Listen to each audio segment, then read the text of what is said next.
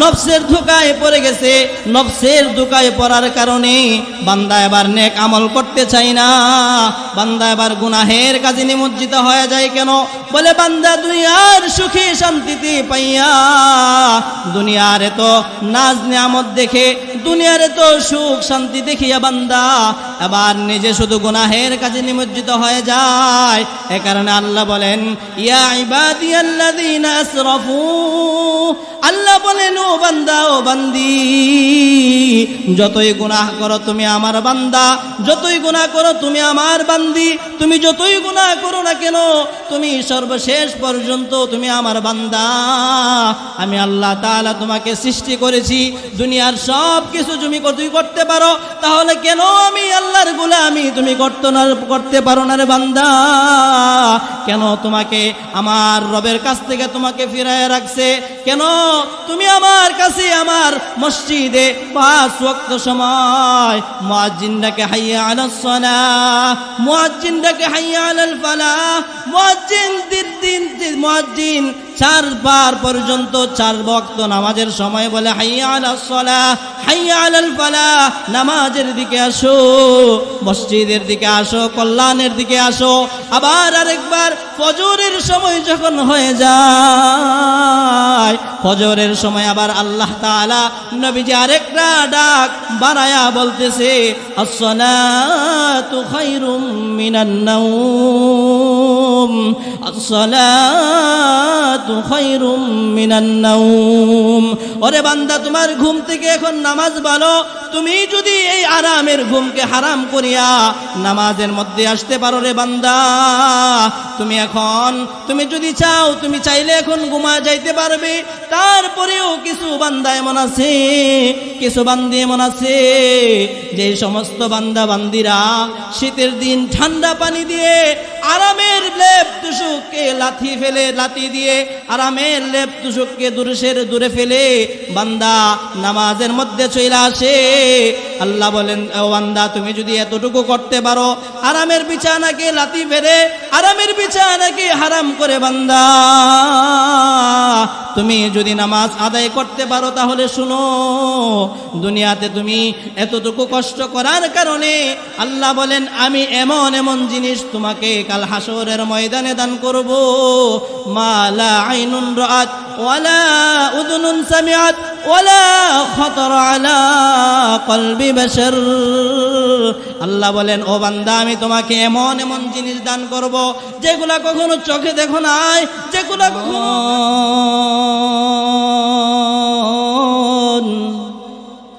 কার লাগিয়া কান্দো দিবারাতি,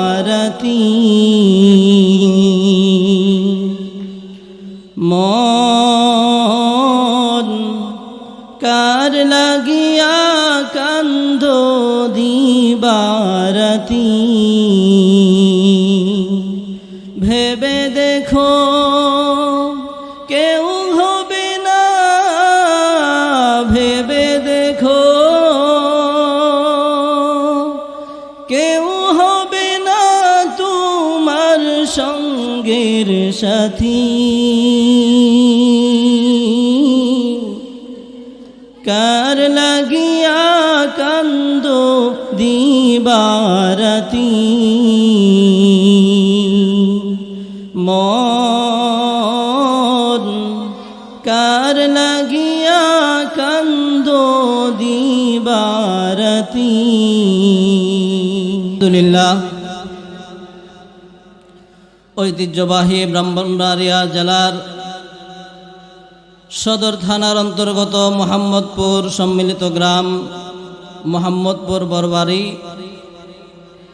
5 দিন ব্যাপী তাফসিরুল কোরআন মাহফিলের আজ প্রথম দিনের সম্মানিত সভাপতি, প্রধান অতিথি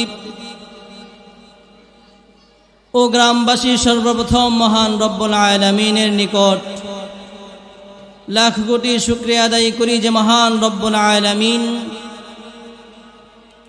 আল্লাহ তাআলা মাগরিবের নামাজ আদায়ের পর কোরআনের এক মজলিস জান্নাতের বাগানে আমাকে আসার, আপনাদেরকে বসার তৌফিকটুকু দান করেছেন। সেজন্য মহান রব্বুল আলামিনের দরবারে শুকরগুজারদের অন্তর্ভুক্ত হয়ে আল্লাহ তাআলাকে রাজি এবং খুশি করার লক্ষ্যে কালিমাতুশ শুকর আদায় করি। সকলেই পড়ি আলহামদুলিল্লাহ। সম্মানিত এলাকাবাসী, যারা আমরা এদিক সেদিক ঘোরাফেরা করতেছি,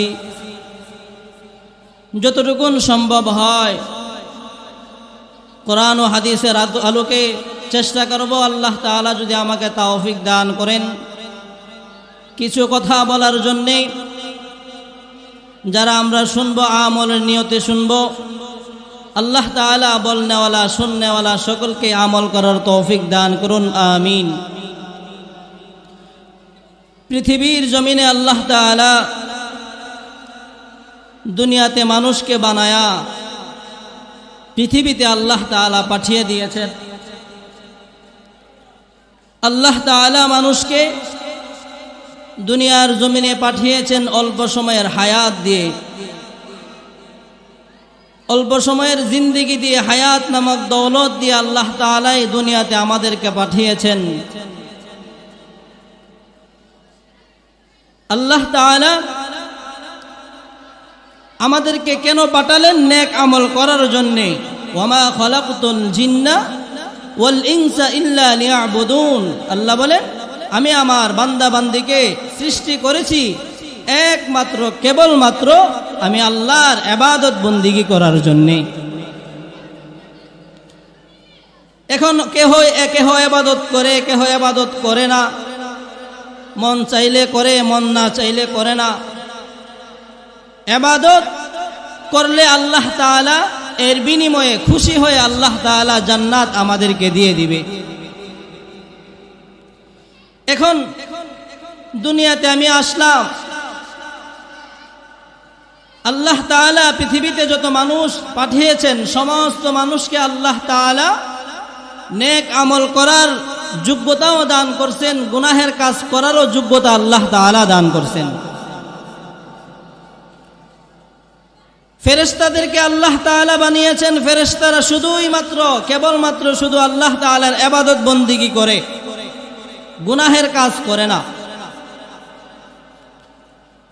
এজন্য আল্লাহ তাআলা আশরাফুল মাখলুকাত হিসাবে আমাদেরকে আল্লাহ তাআলা স্বীকৃতি দিয়েছে, সার্টিফিকেট দিয়েছে। কেন দিয়েছে? যে ফেরেশতাদের তুলনায় মুমিন বান্দা বান্দিরা আমি আল্লাহর নেক আমল করে, গুনাহ তো করেই, গুনাহ করার পরে আমি আল্লাহ তাআলার কাছে তওবা করে, তওবা করার কারণে আমি আল্লাহ তাআলা ওই বান্দাটা আমি আল্লাহ তাআলার কাছে একেবারেই প্রিয় হয়ে যায়। সুবহানাল্লাহ। পৃথিবীর জমিনে আল্লাহ তাআলা মহাব্বত, মায়া মহাব্বত 100 ভাগের 1 ভাগ সারা সৃষ্টি জীবের মধ্যে আল্লাহ তাআলা দান করছে, আর 99 ভাগ মায়া মমতা আল্লাহ তাআলা নিজের কাছেই রেখে দিয়েছেন। এই 1 ভাগ মহাব্বত পাইয়াই মানুষ একজন আরেকজনের জন্য জীবন দিয়ে দেয়। মা তার সন্তানের জন্য বেকুল হয়ে যায়, সন্তান তার মা বাবার জন্য বেকুল হয়ে যায়, নেতার জন্যে, নেত্রীর জন্যে, চেয়ারম্যানের জন্যে, মেম্বারের জন্যে সকলেই মহাব্বতে অন্তরে লালন করে তাদের জন্য সব কিছু করতে বাধ্য হয়ে যায়। কেন? বলে নেতার মহাব্বত আমার ভেতরে চলে আসছে, মায়ের মহাব্বত আমার ভেতরে চলে আসছে, বাবার মহাব্বত আমার ভেতরে চলে আসছে, নেত্রীর মহাব্বত আমার ভেতরে চলে আসছে। এই মহাব্বত আসার কারণে এখন এই নেতার মহাব্বতে, নেত্রীর মহাব্বতে, মায়ের মহাব্বতে, বাবার মহাব্বতে বান্দা এমনকি নিজের জীবন পর্যন্ত দিয়ে দিতে বাধ্য হয়ে যায়। কেন? মাত্র 1% মহাব্বত পাইয়েই যদি এই অবস্থা হয়, তো 100% থেকে 99% তো আল্লাহ তাআলার কাছে রেখে দিয়েছে। তাহলে আল্লাহ তাআলা তো এর চাইতে বেশি দয়ালু, এর চাইতে বেশি রহমান, এর চাইতে বেশি দয়াশীল রব্বুল আলামিন। এজন্য আমার তেলাওয়াতকৃত আয়াতে আল্লাহ তাআলা বলেন, قل يا عبادي الذين أسرفوا على أنفسهم لا تقنطوا من رحمة الله قل يا عبادي الذين أسرفوا على أنفسهم لا تقنطوا من رحمة الله রব্বুল আলামিন আমার আপনার নবীকে জানায় দেন, ও হাবিব আপনি আপনার উম্মতদেরকে জানায়া দেন, কুল ইয়া ইবাদিয়াল্লাযীনা আসরাফু আলা আনফুসিহিম। আল্লাহ বলেন, ও আমার হাবিব আপনি জানায়া দেন যেই সমস্ত মুমিন বান্দারা, যেই সমস্ত বান্দিরা নিজের নফসের উপরে জুলুম করছে, নিজের নফসে চাইছে গুনাহ করার জন্য গুনাহ করছে, নিজের নফস চাইছে গুনাহ করার জন্য রাত্রেবেলা গুনাহ করছে, রাতের অন্ধকারে ঘরের দরজা বন্ধ করে বান্দা গুনাহের মধ্যে লিপ্ত হয়ে গেছে। যুবক ভাই যুবতী বোন গুনাহের মধ্যে লিপ্ত হয়ে গেছে, মোবাইলের মাধ্যমে অপকর্মের মধ্যে লিপ্ত হয়ে গেছে, নফসের ধোঁকায় পড়িয়া বান্দা বান্দি নেক আমল করতে শুরু করেছে। যুবক থেকে নিয়ে বৃদ্ধ পর্যন্ত, যুবতী থেকে নিয়ে বৃদ্ধা পর্যন্ত, যাদেরকে আল্লাহ তাআলা দুনিয়াতে পাঠাইছেন, যারাই দুনিয়াতে চলে আসছে, সকলে এবার কেহ নেক আমল করে, কেহ বদ আমল করে, কেহ আল্লাহ তাআলার ভয়ে শীতের রাত্রিতে তাহাজ্জুদের সময় এত ঠান্ডা পানি দিয়ে উজু করে তারপরেও মাওলার জন্য সেজদাতে আল্লাহ তাআলার কুদরতি কদমে সেজদা দেওয়ার জন্য পাগল। আবার কোন কোন বান্দা আছে এত সুখী শান্তিতে থাকার পরেও এরপরেও তারা আল্লাহ তাআলার ডাকে সাড়া দেয় না। মুয়াজ্জিন বলে হাইয়া আলাস সালাহ, মুয়াজ্জিন বলে হাইয়া আলাল ফালাহ, মুয়াজ্জিন বলে আসসালাতু খায়রুম মিনান নাওম, আসসালাতু খায়রুম মিনান নাওম। মুয়াজ্জিন এই বলে বলে বান্দাকে নামাজের দিকে টানে, নামাজের জন্য বান্দাকে ডাকে, কিন্তু বান্দা এমন নাফরমান হয়েছে, আল্লাহ তাআলার নিয়ামত সারাক্ষণ ভোগ করার পরেও, আল্লাহ তাআলার নিয়ামতে সর্বহালতে নিমজ্জিত থাকার পরেও, ডুবন্ত থাকার পরেও বান্দা নামাজ পড়তে আসে না, রোজার সময় রোজা রাখে না, হজ করার জন্য হজ যদি ফরজ হয় হজ করতে চায় না, এরপরে যদি বছরে একবার বলা হয়েছে যাকাত দেওয়ার জন্যে তারপরেও যাকাত দেই না কেন? নফসের ধোঁকায় পড়ে গেছে। নফস বলে তুমি যদি রোজা রাখো তাহলে তোমার কষ্ট লাগবে, তুমি যদি যাকাত দাও তোমার ধন সম্পদ কমে যাবে, তুমি যদি বাইতুল্লাহ শরীফে গিয়ে তুমি যদি হজ করার জন্য যাও তাহলে তোমার ধন সম্পদ কমে যাবে, তুমি যদি নামাজ পড়তে যাও তোমার সময় নষ্ট হবে, তুমি এখন ক্ষেতের মধ্যে কাজ করতেছো রে বান্দা, ও বোন তুমি এখন তোমার রান্না বান্নার কাজ করতেছো, রান্না বান্নার কাজ করার কারণে এখন তুমি যদি নামাজের মধ্যে চলিয়া যাও তাহলে তোমার রান্নার মধ্যে ব্যাঘাত ঘটবে। শয়তানে ধোঁকা দিতেছে, নিজের নফস বান্দিকে ধোঁকা দিতেছে, বান্দা এই ধোঁকায় পড়িয়া নেক আমল থেকে দূরে রয়ে গেছে, নামাজ থেকে দূরে, রোজা থেকে দূরে, হজ থেকে দূরে, যাকাত থেকে দূরে সইরা গেছে। কেন বলে বান্দা নফসের ধোঁকায় পড়ে গেছে, নফসের ধোঁকায় পড়ার কারণে বান্দা এবার নেক আমল করতে চায় না, বান্দা এবার গুনাহের কাজে নিমজ্জিত হয়ে যায়। কেন বলে বান্দা দুনিয়ার সুখী শান্তিতে পাইয়া, দুনিয়ার এত নাজ নিয়ামত দেখে, দুনিয়ার এত সুখ শান্তি দেখিয়া বান্দা এবার নিজে শুধু গুনাহের কাজে নিমজ্জিত হয়ে যায়। এ কারণে আল্লাহ বলেন ইয়া ইবাদিয়াল্লাযীনা আসরাফু, আল্লাহ বলেন ও বান্দা ও বান্দি যতই গুনাহ করো তুমি আমার বান্দা, যতই গুনাহ করো তুমি আমার বান্দি, তুমি যতই গুনাহ করো না কেন তুমি সর্বশেষ পর্যন্ত তুমি আমার বান্দা। আমি আল্লাহ তাআলা তোমাকে সৃষ্টি করেছি, দুনিয়ার সব কিছু তুমি তুই করতে পারো, তাহলে কেন আমি আল্লাহর গোলামি তুমি করতে পারো না রে বান্দা? কেন তোমাকে আমার রবের কাছ থেকে তোমাকে ফিরায় রাখছে? কেন তুমি আমার কাছে আমার মসজিদে 5 ওয়াক্ত সময় মুয়াজ্জিন ডাকে হাইয়া আলাস সালাহ, মুয়াজ্জিন ডাকে হাইয়া আলাল ফালাহ, মুয়াজ্জিন মুয়াজ্জিন 4 বার পর্যন্ত 4 ওয়াক্ত নামাজের সময় বলে হাইয়া আলাস সালাহ, হাইয়া আলাল ফালাহ, নামাজের দিকে আসো, মসজিদের দিকে আসো, কল্যাণের দিকে আসো। আবার আরেকবার ফজরের সময় যখন হয়ে যায়, ফজরের সময় আবার আল্লাহ তাআলা নবীজি আরেকটা ডাক বাড়ায়া বলতেছে আসসালাতু খায়রুম মিনান নাওম, আসসালাতু খায়রুম মিনান নাওম। ওরে বান্দা, তোমার ঘুম থেকে এখন নামাজ ভালো। তুমি যদি এই আরামের ঘুমকে হারাম করিয়া নামাজের মধ্যে আসতে পারো রে বান্দা, তুমি যদি চাও, তুমি চাইলে এখন ঘুমা যাইতে পারবে। তারপরেও কিছু বান্দা এমন আছে, কিছু বান্দি এমন আছে, যে সমস্ত বান্দা বান্দিরা শীতের দিন ঠান্ডা পানি দিয়ে আরামের লেপ তুষককে লাথি দিয়ে আরামের লেপ তুষককে দূরে ফেলে বান্দা নামাজের মধ্যে চলে আসে। আল্লাহ বলেন, ও বান্দা, তুমি যদি এতটুকু করতে পারো, আরামের বিছানাকে লাথি ফেলে আরামের বিছানাকে হারাম করে বান্দা তুমি যদি নামাজ আদায় করতে পারো, তাহলে শুনো, দুনিয়াতে তুমি এতটুকু কষ্ট করার কারণে আল্লাহ বলেন আমি এমন এমন জিনিস তোমাকে কাল হাসরের ময়দানে দান করব, মা লা আইনুন রাআত ওয়ালা উযুনুন সামিআত ওয়ালা খাতারা আলা কলবি বাশার। আল্লাহ বলেন, ও বান্দা, আমি তোমাকে এমন এমন জিনিস দান করব যেগুলা কখনো চোখে দেখো নাই, যেগুলা কখনো কানে শুনো নাই। আমি আল্লাহ তাআলা এমন জিনিস তোমাকে শোনাইব, যেই সমস্ত জিনিস চোখে দেখো নাই, এমন জিনিস আমি আল্লাহ জান্নাতে দেখাইব।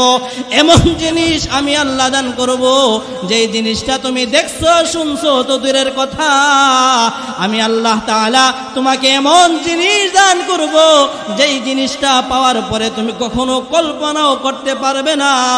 এমন এমন নেয়ামত আমি আল্লাহ জান্নাতের মধ্যে রেখে দিব।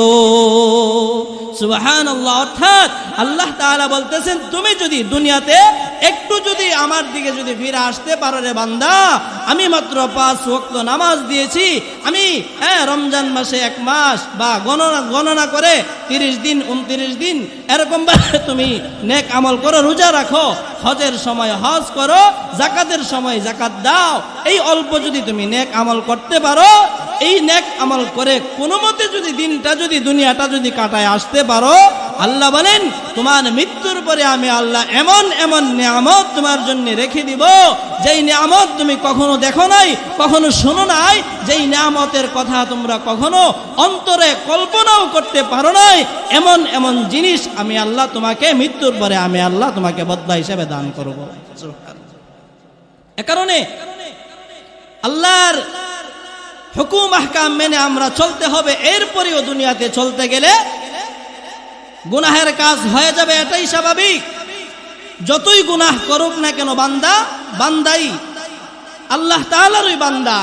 নেক আমল যদিও করে, যারা নেক আমল করে তারাও আল্লাহ তাআলার সৃষ্টি, যারা নেক আমল করে না তারাও আল্লাহ তাআলার সৃষ্টি। তাদেরকেও রব্বুল আলামিন নিজেই আল্লাহ তাআলা তাদেরকে তৈরি করছেন। সুবহানাল্লাহ। ইবনে কাইয়ুম আল জাওজিয়া রাহমাতুল্লাহি আলাইহি অনেক বড় আলেম বুজুর্গ ছিলেন। উনি ওনার মালফুজাতের মধ্যে, কিতাবের মধ্যে লেখেন, উনি বোঝাইতে গিয়ে যে একজন মানুষ আল্লাহ তাআলার কাছে যত গুনাহ করুক কেমন প্রিয়, এই জিনিসটা বোঝানোর জন্য ইবনে কাইয়ুম আল জাওজিয়া রাহমাতুল্লাহি আলাইহি উনি লেখেন, আমি একদিন একটি শহর দিয়ে যাইতেছি, হঠাৎ আমি নজর করে দেখি একজন 8-10 বছরের ছেলে হবে, 10-12 বছরের ছেলে হবে, সন্তানটা মায়ের কাছে অপরাধ করছে। অপরাধ করার কারণে এখন মা তাকে শাসন করতেছে। মায়ের কাছে সন্তান যতই অপরাধ করুক, সন্তান মায়ের কাছে সন্তান হয়, আবার খারাপ হোক আর ভালো হোক। এটা বোঝানোর জন্য ইবনে কাইয়ুম আল জাওজিয়া বলেন, আমি দেখতেছি যে 8-10 বছরের একটা বালক মায়ের সাথে অপরাধ করছে। অপরাধ করার কারণে মা তাকে শাসন করতেছে, পিটুনি দিতেছে যে নাফরমান, তুমি আমার সাথে বেয়াদবি করেছো, তুমি আমার কথা শুনো না, তোমাকে যেই কাজটা করার জন্য বলি সেই কাজটা তুমি করতে চাও না, এই কারণে তোমাকে আঘাত করতেছি। মা সন্তানকে আঘাত করতে করতে এক পর্যায়ে বলতেছে, নাফরমান তুই আমার ঘর থেকে বের হয়ে যা, তোর মতো নাফরমানকে আমি আমার ঘরে রাখবো না। মা তার সন্তানকে এই বলে বলে পিটতেছে, হাঁটতে মারতেছে এবং ঘর থেকে লাঠি দিয়ে বের করে দিয়েছে। বের করে দেওয়ার পরে সন্তান ঘর থেকে নিরুপায় হয়ে বের হয়ে গেছে। মায়ের পিটার ভয়ে, লাঠির ভয়ে, আঘাতের ভয়ে ঘর থেকে বের হয়ে গেছে। ঘর থেকে বের হওয়ার পরে কিছু দূর গেছে, কিছু দূর যাওয়ার পরে এক রাস্তার মোড়ে গিয়ে কিছুক্ষণ দাঁড়ায় আছে। কিছুক্ষণ দাঁড়ানোর পরে যুবকটা আবার পুনরায় ফিরে আসছে। কি যেন চিন্তা করছে, কি যেন চিন্তা করে পুনরায় আবার ফিরে আসছে। আসার পরে ঘরের মধ্যে আয়সা বলতেছে, ঠকঠক আওয়াজ করতেছে, মা আমি আপনার সন্তান, আপনি আমাকে আপনার কোলে ঠাই দেন, আমি ভুল করে ফেলছি, আপনি আমাকে আর মারধর করবেন না, আমি আপনার খেদমত, আপনার অবস্থান, আপনা থেকে আমি দূরে যেতে চাই না। সন্তান আয়সা ক্লান্ত অবস্থায় ডাকতেছে, মা দরজা খুলে না। দরজার সামনেই সন্তান ঘুমিয়ে গেছে। ঘুমিয়ে যাওয়ার পর কিছুক্ষণ পরে মা কোনো এক কাজের জন্য দরজা খুলছে। খোলার পরে দেখতেছে সন্তান দরজার সামনে শুয়ে আছে। মা সন্তানের চেহারা দেখা পুনরায় বলতেছে, রে নাফরমান, তোকে তো আমি আমার ঘর থেকে বের করে দিয়েছি, তুই কেন আবার আমার ঘরের সামনে আসলি? তোর সাথে আমার কোনো লেনদেন নাই, তুই আমার সন্তান না, তুই আমার ঘর থেকে বের হয়ে যা। এই কথা বলার পরে সন্তান এবার বলতেছে, ওগো মা, আপনি যখন আমাকে গণপিটুনি দিছেন, আঘাত করছেন, আপনি আমাকে বকাশকা করে আমাকে ঘর থেকে বের করে দিয়েছেন, আমি ঘর থেকে চলে গিয়েছি। আমি ঘর থেকে চলে আমি মুরের মধ্যে গিয়ে আমি একটা চিন্তা করতেছি। চিন্তাটা হলো, আমি যদি ওগো মা আপনার দরবার থেকে আমি যদি চলে যাই, আপনার দরবার থেকে আমি যদি কোনো হোটেলে গিয়ে কাজ করি আমি খাবার পাবো, কোনো বাড়িতে গিয়ে আমি যদি কাজ করি তাহলে আমি থাকার জায়গা পাবো, কোনো জায়গায় গিয়ে যদি আমি কোনো মানুষের জুতাও পর্যন্ত সেলাই করি তাহলেও আমার খাবার জুটবে। কিন্তু মা একটা চিন্তা আমার অন্তরে খুব লালিত হয়েছে, এই চিন্তাটা আমার জন্য যাইতে দেয় নাই। ওগো মা, এই চিন্তাটা আমাকে এমন ভাবে চিন্তাই করে ফেলছে। এই চিন্তাটা এমন চিন্তা, যেই চিন্তা করার কারণে আমি আপনার খেদমত ছেড়ে যাই না। ওগো আম্মা জান, আমি চিন্তা করে দেখছি, আমি যদি আপনার খেদমত থেকে চলে যাই, চলে যাওয়ার পর আপনি যদি আমাকে আপনার কাছ থেকে আমি দূরে চলে যাই, আমি যদি হোটেলে কাজ করি আমি খাবার পাবো, আমি যদি মানুষের জুতা সেলাই করি তাহলে আমি খাবার পাবো। ওগো মা, আমি যদি কোনো বাড়িতে গিয়ে কাজ করি তাহলে আমি খাবার পাবো, কিন্তু একটা জিনিস আমাকে বড় কাঁদাইছে গো মা, আমাকে একটা জিনিস কাঁদাইছে। সেই জিনিসটা হলো, ওগো মা, আমি যদি আপনার কাছ থেকে চলে যাই, দুনিয়ার সব কিছু আমি পাবো, দুনিয়ার সব শান্তি আমি পাবো, কিন্তু ওগো আম্মা জান, আমি যে আপনার কাছ থেকে চলে যাইতেছি, আমি যদি আপনার কাছ থেকে চলে যাই আমি সব কিছু পাবো, শহরে গিয়ে আমি সব কিছু করতে পারবো গো মা, কিন্তু আমি একটা জিনিস বড় চিন্তা করছি, আমি যদি আপনার কাছ থেকে চলে যাই, দুনিয়ার সবচাইতে বড় নিয়ামত ওগো আম্মা জান, আমি আপনার সুহবত, আপনার মমতা ময়াধর, আপনার স্নেহ বাজান, আপনার যে মমতা, আপনি যে মায়া মমতা দিয়ে আমাকে লালন পালন করতেন গো মা, এই আদরটা আমি যদি আপনার খেদমত থেকে দূরে চলে যাই, এই খেদমতটা আমি আপনার কাছ থেকে পাবো না। মা যে কেমন নিয়ামত ওগো আম্মা জান, আমি যদি আপনার কাছ থেকে বিদায় হয়ে যাই, আমি যদি আপনার কাছ থেকে চলে যাই, দুনিয়ার সব কিছু পাবো, কিন্তু ওগো মা আপনার মতো নিয়ামত আমি আপনাকে আর পাবো না। অতএব ওগো আম্মা জান, আমি নিয়ত করেছি আপনি আমাকে যতই আঘাত করেন, যতই পিটুনি দেন, যতই নাফরমান বলেন, যতই আমাকে গালিগালাজ করেন গো মা, আমি আপনার খেদমত থেকে দূরে যেতে চাই না। আপনি যতই আমাকে আঘাত করেন, তারপরেও আপনার আঘাত খেয়ে, আপনার বকা শুনে খেয়ে গো মা, আমি আপনার কাছ থেকে যাব না। ওগো আম্মা জান, আপনি আমাকে যতই আঘাত করেন না কেন, আমি আপনার কাছ থেকে এক পা আমি আপনার কাছ থেকে দূরে যাব না। এই কথা যখন সন্তান বলছে, সন্তান এই কথা বলার পরে মায়ের অন্তরে মায়া লেগে গেছে। মা যে অন্যায়, মা যে রাগ করেছিল, মা যে কান্নাকাটি করেছিল সন্তানকে আঘাত করার কারণে, মা সন্তান যেহেতু ভুল করেছিল, সন্তানকে আঘাত করছে, মাকে কষ্ট দিয়েছে সন্তান, এ কারণে এই কথা সব কিছু ভুলে গিয়ে সন্তানকে এবার বলতেছে, ওরে সন্তান, আজকে থেকে তোকে আমি এমন ভাবে আমার কাছে জায়গা দিয়ে দিলাম, যার কারণে দুনিয়ার কোনো শক্তি, কোনো কিছুই রে সন্তান আমার কাছ থেকে তোকে আলাদা করতে পারবে না। তুই যা কিছুই করস, সর্বদিনে দিনের শেষ মুহূর্তে তুই আমার সন্তান, আয় রে বাবা আমার কুলে আয়। সন্তানকে কুলে নিয়ে গালে মুখে চুমু খায়া সন্তানকে এবার ভাত ডাল যা কিছু রান্না করা ছিল সব কিছু বান্দা, সব কিছু মা তার সন্তানকে খাবারের জন্য দিয়ে দিছে।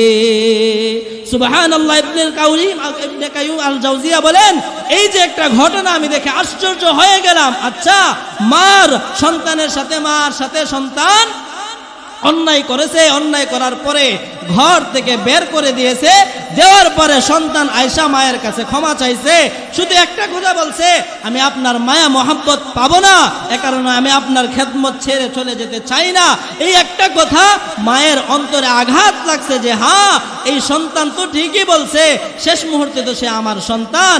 এই যে মা কেন নিজের সন্তানকে অপরাধ করার পরেও মাকে, সন্তানকে মেনে নিয়েছে, মাফ করে দিয়েছে, একটাই কারণ, কারণটা হলো সন্তানকে মা 10 মাস 9 মাস পেটের মধ্যে ধারণ করেছে, লালন করেছে, লালন করার কারণে সন্তানের প্রতি একটা মায়া মহাব্বত চলে আসছে।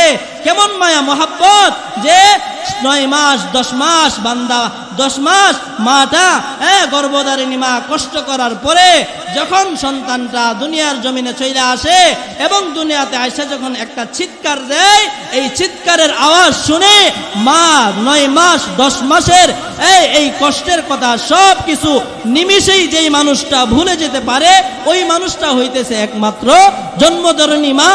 জন্মধরণী মাই, এই মানুষটাই সব কষ্ট নিমেষের ভেতরে ভুলে যেতে পারে।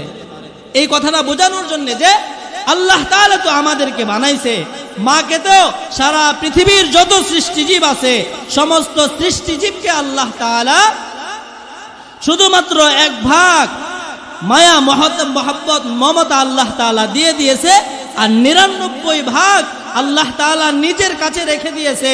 তাহলে 1 ভাগ যদি মানুষকে দিতে পারে, আর এই 1 ভাগ পাইয়া মা যদি নিজের সন্তানের সব কথা ভুলে গিয়ে মায়ের ডাক শুনে যদি যদি নিজের সন্তানকে যদি কাছে যদি টেনে নিতে পারে, তাহলে আল্লাহ তো আহকামুল হাকিমিন, তিনি তো রব্বুল আলামিন, তিনি তো গফফারুজ যুনুব, তিনি তো সাত্তারুল উয়ুব, তিনি তো রহমান, তিনি তো রহিম, যিনি নাকি আমাদেরকে নিজ হাতে আল্লাহ তাআলা বানাইছেন, বানায়া দুনিয়াতে পাঠিয়ে দিয়েছেন। তাহলে ওই আল্লাহ তাআলার মায়া মোহাব্বত অন্তরে কেমন আছে বান্দার জন্য? এ কারণে আল্লাহ বলেন, ইয়া ইবাদিয়াল্লাযীনা আসরাফু, হে আমার বান্দা, হে আমার বান্দি, ও বান্দা, ও বান্দি, ও যুবক ভাই, ও যুবতী বোন, শোনো, তুমি যতই গুনাহ করো না কেন, রাত দিন ভরপুর যতই গুনাহ করো না কেন রে বান্দা, ওরে বান্দি শোনো, তুমি যতই গুনাহের কাজ করো, দিন শেষে তুমি আমার বান্দা। এ কারণে আল্লাহ বলেন, ইয়া ইবাদিয়াল্লাযীনা আসরাফু আলা আনফুসিহিম লা তাকনাতু মির রাহমাতিল্লাহ। হে আমার বান্দা, হে আমার বান্দি, হে মুসলমান, হে বান্দা, হে আমার বান্দি, দেখো তুমি যতই গুনাহ করো না কেন, যতই অপরাধ করো না কেন, দিন শেষে তুমি আমার বান্দা। আমি তোমাকেই সৃষ্টি করেছি, আমি তোমাকেই দুনিয়াতে পাঠাইছি। আমি আল্লাহ তোমার জন্যই নিয়ামতের জায়গা, চির সুখের জায়গা জান্নাত আমি আল্লাহ তোমার জন্যই তৈরি করেছি। জাহান্নাম তোমার জন্য বানাই নাই, জাহান্নাম বানাইছি বেঈমান কাফেরদের জন্য, যারা আমি আল্লাহকে মানে না, যারা আল্লাহর কোরআন মানে না, যারা নামাজ মানে না, যারা হজ মানে না, যারা যাকাত দিতে চায় না, যারা এক কথায় আল্লাহ তাআলার উপর ঈমান আনে না, তাদেরকেই আমি আল্লাহ তাআলা, তাদের জন্যই আমি আল্লাহ জাহান্নাম রেখে দিয়েছি।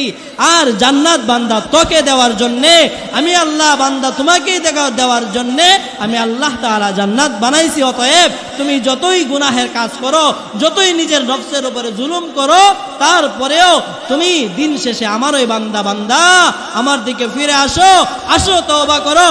তুবু ইলাল্লাহি তাওবাতান নাসুহা ইয়া আইয়ুহাল্লাযীনা আমানু তুবু ইলাল্লাহি তাওবাতান নাসুহা। আল্লাহ বলেন, রে বান্দা, ও ইমানদারেরা, তোমরা যতই নেক আমল করো, তারপরে যখন গুনাহ আমাদের মাধ্যমে, গুনাহের কাজ মানুষ আমরাই করব।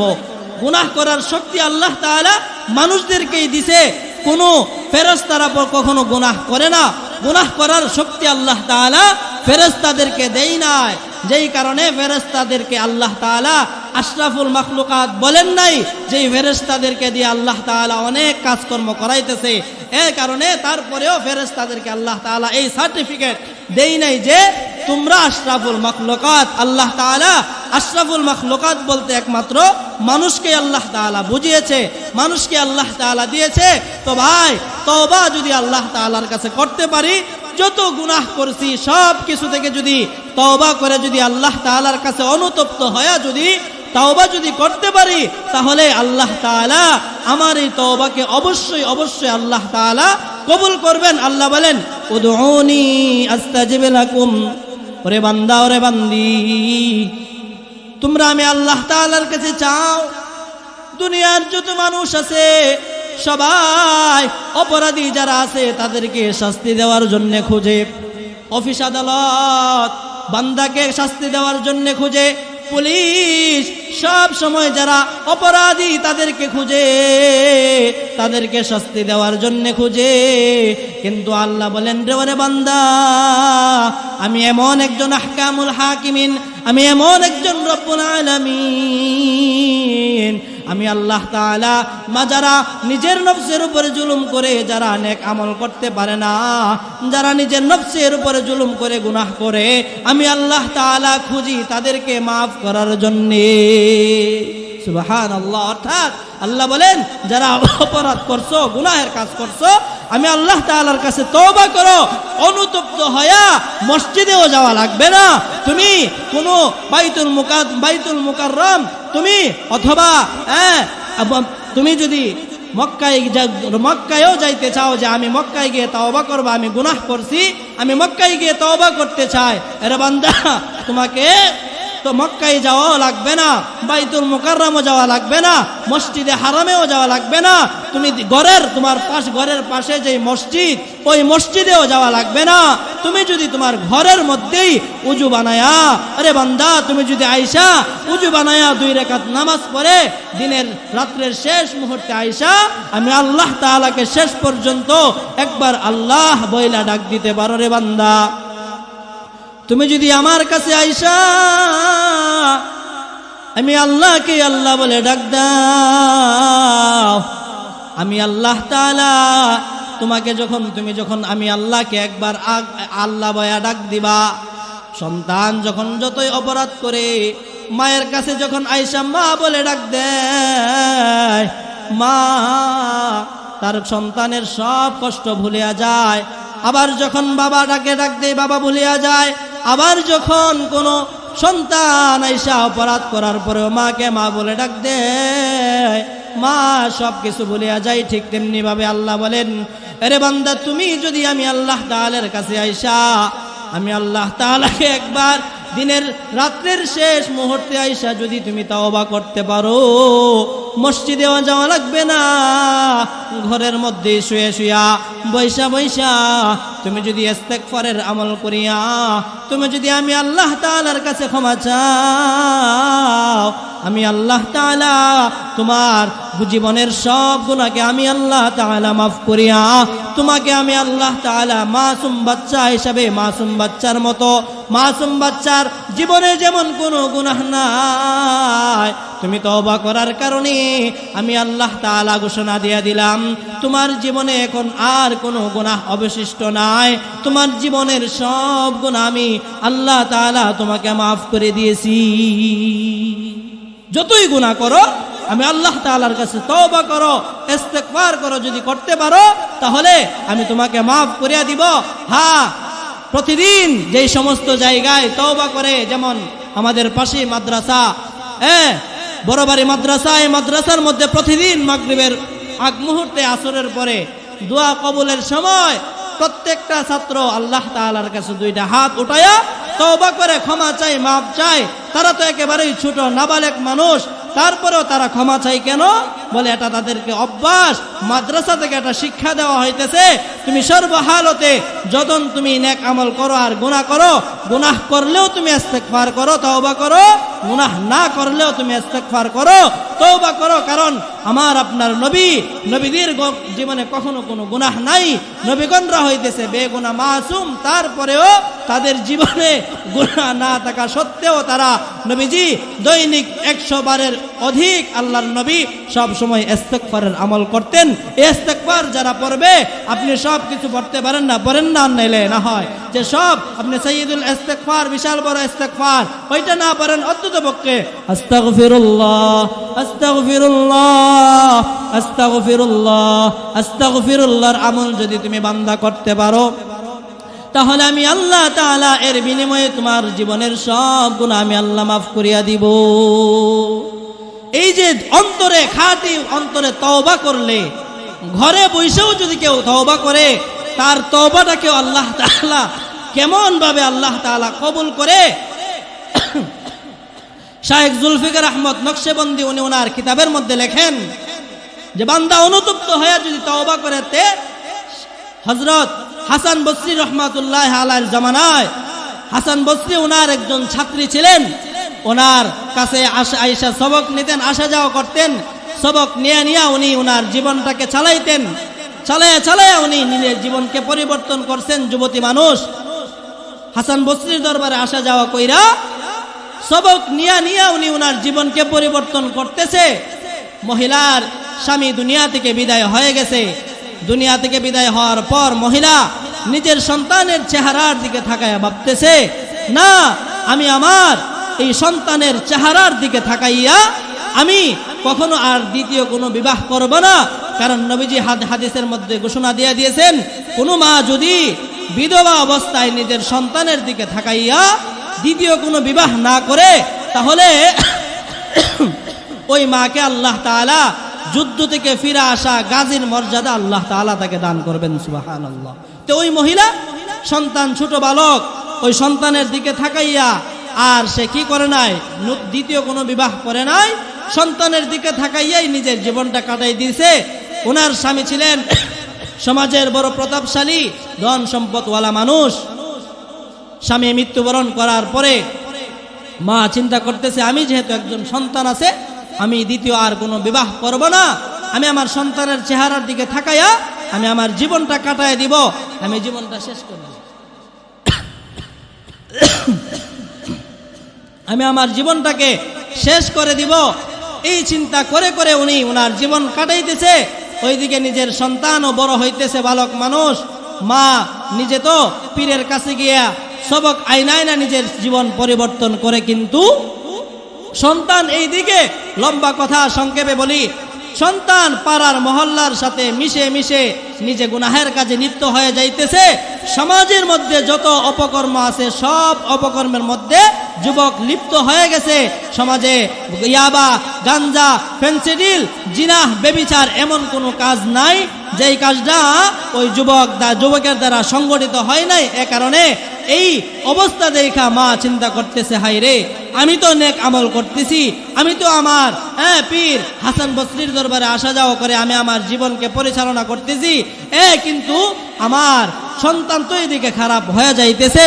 সন্তানকে শেষ মুহূর্ত মা বুঝাইতেছে, রে সন্তান, আমি তো তোমার মা, তুমি যতই অপরাধ করো না কেন রে ও সন্তান, তুমি সমাজের মধ্যে এমন কোনো গুনাহের কাজ নাই যে গুনাহের কাজে তুমি লিপ্ত হও নাই। তুমি সমাজের মধ্যে সব গুনাহ করতেছো, ইয়াবা, গাঞ্জা, ফেন্সিডিল সব কিছু যুবকের মাধ্যমে হইতেছে, যুবক সব কিছু করতেছে। এক পর্যায়ে যুবক গুনাহের কাজ করতে করতে, ইয়াবা, ফেন্সিডিল, গাঁজা খাইতে খাইতে নিজের শরীর দুর্বল থেকে দুর্বল হয়ে গেছে।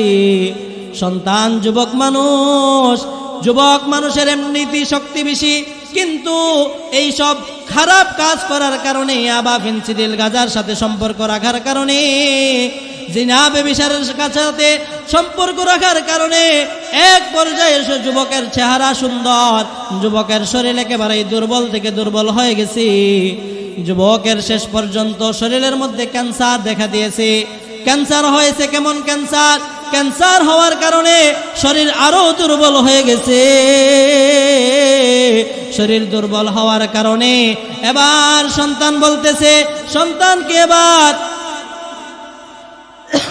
সন্তান অপরাধ করার কারণে সন্তান এবার মায়ের কাছে যতই অপরাধ করুক, সন্তান এবার এই অপরাধ করার কারণে সন্তান অপরাধ করার কারণে গুনাহের কাজে লিপ্ত হওয়ার কারণে ক্যান্সার দেখা দিয়েছে, শরীর দুর্বল হয়ে গেছে। ও যুবক ভাই, তোমাকে উদ্দেশ্য করে বলি, যতই গুনাহের সুযোগ আসুক না কেন রে ভাই, গুনাহের কাছ থেকে তুমি ফিরে আসো। গুনাহের কাছ থেকে যদি ফিরে আসতে পারো তাহলে তোমার জন্যই কল্যাণ। ওই যুবক গুনাহের কাজ করতেছে, গুনাহের কাজ করতে করতে নিজের শরীর দুর্বল হয়ে গেছে। কেমন দুর্বল হয়ে গেছে? সন্তান রাস্তা দিয়ে আর হাঁটতে পারে না, সন্তানের পায়ে আর শক্তি নাই, সন্তান একেবারে অসুস্থ হয়ে গেছে। অসুস্থ হওয়ার কারণে সন্তান আর কোনো হাঁটতে পারে না, আর রাস্তা দিয়ে চলতে পারে না। সন্তানের এই অবস্থা হওয়ার কারণে মা এবার বলতেছে, ও আমার সন্তান, রে সন্তান, তুই যতই অপরাধ করিস, তুই সমাজের মধ্যে গিয়ে যদিও একেবারে খারাপদের ছেলেদের সাথে মিশিয়া তোর জীবনটা নষ্ট করে দিয়েছস, ও সন্তান, তুই যদি অপরাধ করে থাকস রে সন্তান, তুই হাজারো অপরাধ করছস, কিন্তু তুই সন্তান, আমার কাছে সন্তান হই, এই কারণে আমার বড় শরীর মায়া লাগতেছে। তোর যে শরীর এখন বড় খারাপ হয়ে গেছে। মার কাছে সন্তান শুয়ে আছে, মা সন্তানকে বুঝাইতেছে, ও আমার সন্তান,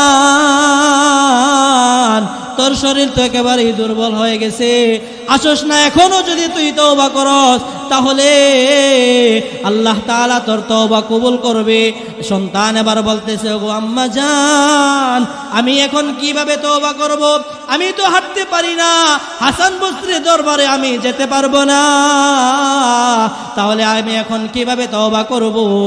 ওগো আম্মা জান, আপনি আমার পক্ষ থেকে কষ্ট করে হাসান বসরির দরবারে গিয়ে বলেন আমার কাছে আসতে, আমাকে তওবা পড়ানোর জন্য। এই কথা বলার পর সন্তান এই কথা যখন বলছে, মা নিজের সন্তানের দিকে তাকাইয়া মা আবার চলে যাইতেছে হাসান বসরির কাছে। দরজায় গিয়ে আঘাত করছে, ঠক ঠক আওয়াজ দিছে, ওগো আমার হাসান, আমার সন্তান নাকি তওবা করবে, আপনি এখন আমার বাড়িতে যাওয়া লাগে। ও হাসান, আসেন না, আমার সন্তানটাকে তওবা পড়িয়ে দেন।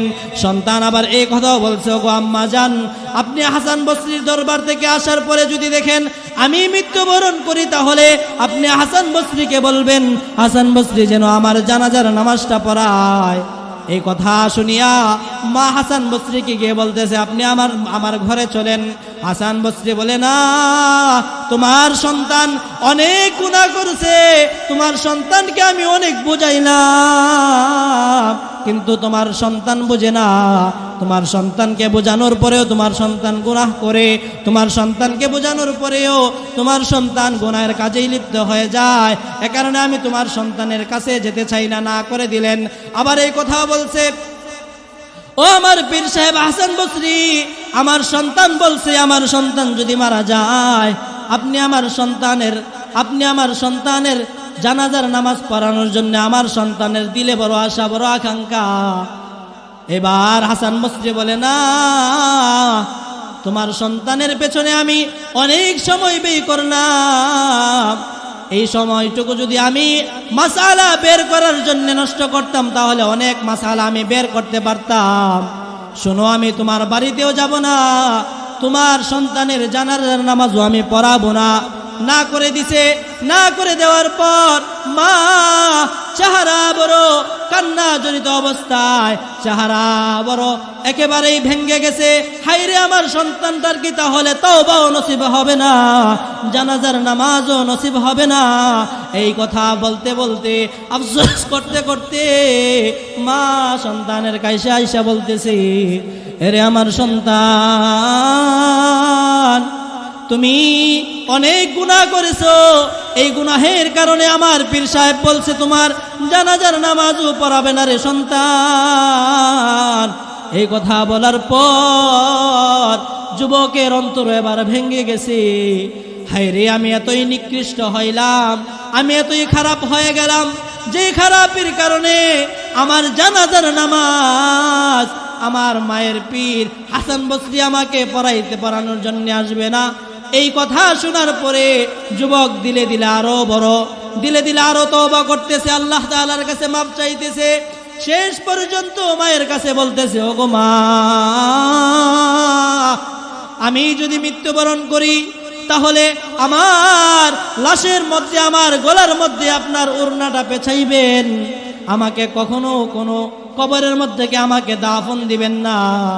আমার গলার মধ্যে ওড়না পেঁচায় আপনি রাস্তা দিয়ে আহলে শুধু হেসরাইবেন। বলে, কেন তুমি এটা করছো? বলে, ওগো আম্মা জান, আমি এটা সমস্ত বিশ্ববাসীকে জানাইতে চাই, যে সন্তান নিজের মায়ের কথা শুনে না, যেই সন্তান আলেম ওলামার কথা শুনে না, যেই সন্তান নেক আমল করতে চায় না, তার পরিণতি এই অবস্থা হবে। এ কারণে আপনি আমার দাফন কাফনের ব্যবস্থা করবেন না। এই কথা বলার পরে কিছুক্ষণ পর যুবক দুনিয়ার জমিন থেকে বিদায় হয়ে গেছে, প্রাণ বায়ুটা নিজ থেকে বের হয়ে গেছে। তওবা করার পরে বান্দা মৃত্যুবরণ করছে। মৃত্যুবরণ করার পর শেষ পর্যন্ত মা নিরুপায় হয়ে গেছে। মা বলতেছে, আমার ছেলের জানাজা তো কেউ পড়াবে না। মাও কান্নাকাটি করতেছে। হঠাৎ দরজার মধ্যে কে যেন আঘাত করছে, ঠক ঠক আওয়াজ করতেছে। বলতেছে, কে? বলতেছে, আমি তোমার পীর হাসান বসরি। আপনি কেন এখন আসলেন আমার কাছে? বলতেছে, ও আমার ছাত্রী, শুনো, তুমি যখন আমার দরবার থেকে ফিরে আসছিলা, আসার পরে আমি ঘুমিয়ে গিয়েছিলাম। ঘুমের ঘরে আল্লাহ তাআলার পক্ষ থেকে আমার কাছে ইলহাম হয়ে গেছে, ও হাসান বসরি, তুমি কেমন ওলি, যে ওলি আরেকজন ওলির জানাজার নামাজ পড়ার জন্য না করে দিয়েছো। হাসান বসরি বলে, আমি এবার বুঝে পেরেছি ঘটনা ঘুইটা গেছে। এই কারণে আমি বুঝতে পারছি আপনার এই সন্তান গুনাহের কাছ থেকে ফিরে আইসা তওবা করে আল্লাহ তাআলার কাছে দিলে দিলে এমন ভাবে তওবা করেছে, যেই তওবা করার কারণে আল্লাহ তাআলা ইলহামের মাধ্যমে আমাকে জানায় দিয়েছে। জানানোর পরে আমি হাসান বসরি আপনার সন্তানের জানাজা পড়ানোর জন্য চলে আসছি। তওবা করে আবার তওবা ভাঙ্গিলাম, অবশেষে খাঁটি তওবা করিলাম, অবশেষে খাঁটি তওবা করিলাম। অনেক কথা ছিল, তো আমি যতটুকু বোঝানোর জন্য চেষ্টা করছি। আল্লাহ তাআলা বলেন, কুল ইয়া ইবাদিয়াল্লাযীনা আসরাফু আলা আনফুসিহিম লা তাকনাতু মির রাহমাতিল্লাহ। এ বান্দা, তুমি যতই গুনাহের কাজ করো আমি আল্লাহ তাআলার রহমত থেকে তুমি নৈরাশ হয় না। কেনই তুমি নৈরাশ হইবা? ইন্নাল্লাহ ইয়াগফিরুয যুনুবা জামিআ, আল্লাহ বলেন আমি তো যারা গুনাহের কাজ করে আমি আল্লাহ তাআলা তো সকলকে আমি আল্লাহ তাআলা মাফ করি। আমি আল্লাহ হইলাম গফফারুয যুনুব, আমি আল্লাহ হইলাম সাত্তারুল উয়ুব। তুমি আল্লাহ যদি তুমি বান্দা যদি আমি আল্লাহকে ডাকার মতো যদি ডাকতে পারো, আমি আল্লাহ তাআলা তোমার গুনাহ অবশ্যই আমি আল্লাহ কবুল করব। এই কারণে এলাকাবাসী আমরা যারা আছি, এমন কোনো মানুষ নাই যাদের জীবনে গুনাহের কাজ হয় নাই। আমরা সকলেই গুনাহগার, গুনাহ আমাদের অন্তরে আছে। এ কারণে গুনাহ থেকে অনুতপ্ত হয়ে আমরা তওবা করার জন্য ইনশাআল্লাহ এই তাফসীরুল কোরআন মাহফিলে এশারের নামাজ পড়তে কেউ ধারাবাহিক বয়ান চলবে। আমরা সকলেই তওবার নিয়তে আসব। আল্লাহ তাআলার কাছে অনুতপ্ত হয়ে যদি তওবা করতে পারি, এই তওবা আল্লাহ তাআলা আমাদের সকলেরকেই আল্লাহ তাআলা তওবার ওসিলায় আল্লাহ তাআলা মাফ করবেন। আল্লাহ বলেন উদউনি আস্তাজিব লাকুম, এ বান্দা তোমরা আমি আল্লাহর কাছে প্রার্থনা করে চাও, ক্ষমা চাও, যা কিছু লাগে আমি আল্লাহ তাআলার কাছে যদি চাইতে পারো, আমি আল্লাহ তাআলা অবশ্যই অবশ্যই তোমাদেরকে দিয়ে দিব। বিশেষ করে মাদ্রাসার মুহতামিম সাহেব ফিরোজুল ইসলাম এবং আপনাদের মসজিদের খতিব সাহেব দিন মোহাম্মদ সাহেব হুজুর, ওনারা অত্যন্ত মহাব্বত করেন, মহাব্বতের বন্ধনী আজকে আমাকে এখানে বসাইছেন। যাই হোক, ওনাদেরও দীর্ঘায়ু কামনা করি এবং এলাকাবাসী যাদের এই অক্লান্ত পরিশ্রম আর মেহনতের বদলতে এত সুন্দর জান্নাতের বাগান এখানে সাজানো হয়েছে, তাফসীরের শুরু থেকে নিয়ে এখন পর্যন্ত কিয়ামত পর্যন্ত চলবে। যাদেরকে দিয়ে আল্লাহ তাআলা চালাইবেন সকলকে দিয়ে, এবং যারা টাকা পয়সা পরামর্শ শ্রম সময় ব্যয় করে যাইতেছে তাফসীর মাহফিল করার জন্য, এত সুন্দর আয়োজন করতেছে, আল্লাহ তাআলা সকলকে আল্লাহ তাআলা উত্তম বিনিময় দান করেন। এবং যারা কবরবাসী আছে আল্লাহ তাআলা যেন সমস্ত কবরবাসীদের মধ্যে এই তাফসীরের সবটুকু আল্লাহ তাআলা পৌঁছে দেন। আমিন। ওয়া আখির দাওয়ানা আলহামদুলিল্লাহি রাব্বিল আলামিন। আসসালামু আলাইকুম ওয়া রাহমাতুল্লাহি ওয়া বারাকাতুহু।